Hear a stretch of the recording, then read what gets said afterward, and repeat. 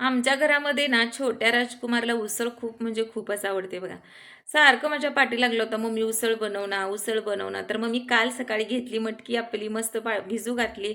संध्याकाळी पाण्यातून काढलं आणि कपड्यामध्ये चांगलं बांधून ठेवलं, तर सकाळपर्यंत छान मोड आली होती बघा त्याला.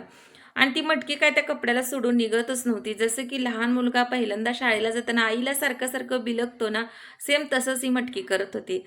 कसं तर काळजावर धोंडा ठेवला आणि दोघांची केली ताटातूट. आणि तेल टाकलं कढईमध्ये, जिरी मोहरी टाकली, जिरी मोहरी लागली भांडायला म्हणून टाकलं लसूण कांदा. लसूण कांदा टाकल्यावर त्याचं लागलं भांडण, भांडण लागल्यावर टाकला कढीपत्ता. कढीपत्ता गेलता हो मिटवायला, पण तो पण झाला लाल.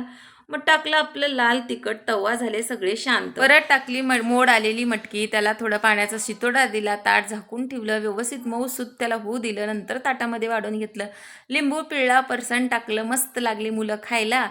तुम्हाला पण आवडत असेल तर असं नक्की करून बघा आणि लाईक, सबस्क्राईब नक्की